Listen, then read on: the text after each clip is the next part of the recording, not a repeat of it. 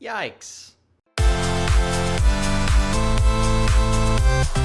What is up, Flick fans, and welcome back to my channel. Today I am talking about the brand new Robert Zemeckis movie starring Steve Carell, Welcome to Marwen. This was a movie that I was excited about. I saw the premise, and even though the trailers were a little weird to me, I'm like, ooh, this could be odd. They still got me emotionally intrigued. I think it might have been the music, I think it might have been the visuals, but I was looking forward to this film, and I love this director because, of course, Robert Zemeckis, from Forrest Gump to Back to the Future, this man has directed some all-time classics. If you guys don't know how my reviews work, I like to talk about the good, the bad, and then give you my score. A very busy schedule this week. We are counting down the top 10 best and worst Netflix movies. Tomorrow evening, I'll be doing my 2018 superheroes ranked video. Right now, we're talking Welcome to Marwen. Let's get into the good. So a victim of a brutal attack finds a unique and beautiful therapeutic outlet to help him through his recovery process. Alright, so like I said, I walked into this movie very excited. I wanted to get a film that was visually different, and it provided a good performance from Steve Carell. And I actually, regardless of what I think about the film as a whole, I got both of those things. This movie is very visually interesting. Now, some things at times can be a little overdone, a little overcooked, but if you're paying attention to the motions of the body and the face of these dolls, which take up a majority of this film, something I'll talk about a little bit later, it's actually really well done. If you want to call it CGI, I guess there was motion capture in there because the elements of Steve Carell's face was captured super well within the CGI. I liked that aspect, and then I liked the performance from Steve Carell. He always does a great job. I saw Michael Scott in there like 2 or 3 scenes throughout this film. I'm like, he is acting like Michael Scott. Not necessarily this character, but I love Michael Scott, so I was sitting there eating it up. I always eat up his performance. It wasn't as emotionally engaging as I wanted it to be, but he always does a decent job. The shifting back and forth from live action to this world of dolls, it was a little jarring when I first saw it, but the first 2 or 3 times I'm like, oh, this is actually kind of cute. I like what they're doing with these characters, but I loved when the movie focused on the real world stakes, what was going on in real life. Unfortunately, the majority of the film didn't focus on that. It gave us this odd story with these odd characters and never really gave what I think this character deserved, and that was a good story told about his situation. But there are some cheesy, lightweight elements in here that will get a laugh, a chuckle every now and then. If you're not going to be emotionally engaged with this story, you just sit back and turn your brain off, you might enjoy this for the visuals alone. And then, of course, you have Robert Zemeckis' direction. He always provides us good camera angles, movies that are very well paced. This one isn't as well paced, but the pacing is not my issue here.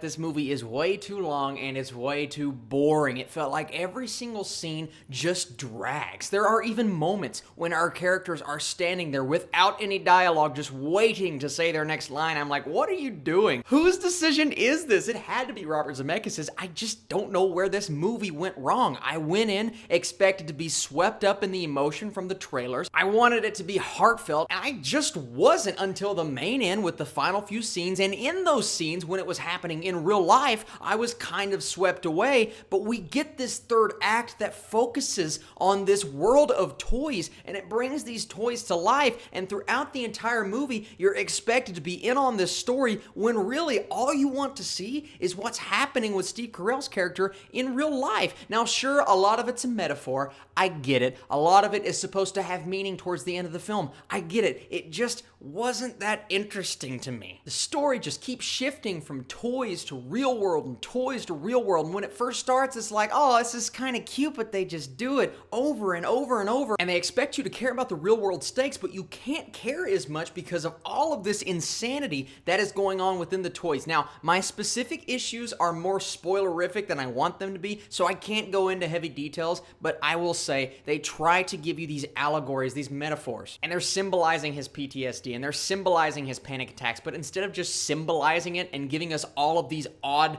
weird characters that don't belong in the story, the entire storyline with the witch, I get what they were trying to do, but it just came off as very, may I say one more time, weird. And because of all of that weirdness, we just don't care as much about the story that I think could have had an emotional grasp, but it doesn't have it. It's not there. It doesn't exist. At times, Mark comes off as creepy these dolls symbolize certain characters in his life, but we never get to explore all of those characters in his life. We just get to explore 2 or 3, and then the other ones are just kind of side notes, and a lot of them don't even have dialogue when they're in toy form, and it just kind of takes away, it compromises our ability to have an emotional relationship with these characters because of the odd storytelling, because of the nature of where this script goes, and because it just doesn't focus on what I believe to be important, and that is Mark's story. We don't focus as much on Mark's story, we focus on this world, and it felt like Zemeckis was just trying to make this fantasy, action-filled world with these characters, and he tried to make it really cool, but when they just kept shifting back and forth, it didn't come across as cool. It came across as more pointless than anything, and especially at the end, when he starts shoehorning elements from his previous movies. I'm not going to say which movie, but when they get in a vehicle, you are sitting there wondering, is he just doing this because he is the director of a certain film? Of course he was, and it pissed me off so bad that he made that decision and multiple other decisions in the movie. You're like, really, Robert Zemeckis, you're going to put that in this film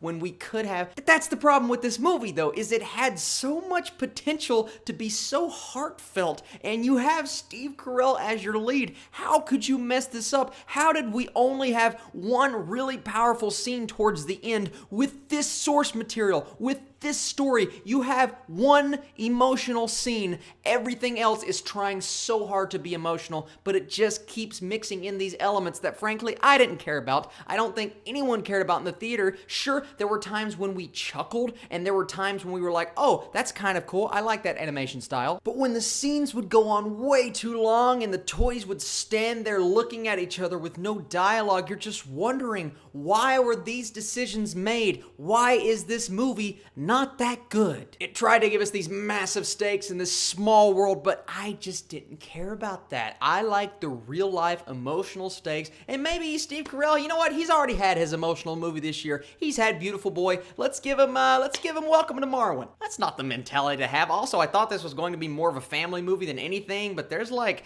toy violence and toy blood and things getting stabbed in the neck, and it's not real blood, but it's toy blood, and it kind of teeters on that line of, is this movie appropriate for kids? I don't think it is. And they also, they get naked. So guys, at the end of the day, I like Steve Carell's performance. I like the music because it reminded me of Back to the Future, but there were some things in there that reminded me of Robert Zemeckis' previous movies that were just way too far on the nose. The story was not emotionally engaging. It focused on things that it should not have focused on throughout the movie, and by the time we get to the end, after the really slow, long process of the film, I'm just sitting there like, they missed so many opportunities to make a good movie here. It's actually really, really sad. Because of all of those things and the weird Russian accent at the beginning, I am going to give this movie a 40%. Welcome to Marwen was one of my more anticipated movies of this month. I don't know what happened. Steve Carell, I don't think this is going to hurt you that bad, but please make better decisions in the future. Maybe people are going to enjoy this movie. The general audience might like it just because it's one of those films you can sit back, relax, not care as much about. But I checked Rotten Tomatoes right before I reviewed this for the first time, and I'm like, oh good, people have similar opinions to me. That's nice. Hey guys, quick announcement. I am doing a YouTube collaboration with anyone who wants to be a part of it. All you guys have to do is download the Stardust app or get on Twitter, record a video of yourself saying what your favorite Christmas movie is and why, and be sure to tag me in that post or video. I will try my best to get to absolutely everyone, and that video will be releasing on Christmas Day. I am so excited to collab with you guys. Now back to the video. So thank you guys so much for watching this video. Tomorrow we have a review for Bird Box, some Netflix reviews, the season finale of Titans, and then my superhero movies ranked in 2018. Saturday, best movies of Netflix in 2018. Sunday, worst movies. And then next week, I will be doing my top 10 lists, the big ones, the ones I've been working on for a long time. I'm still trying to perfect it. You guys are the absolute best, and I'll catch you later.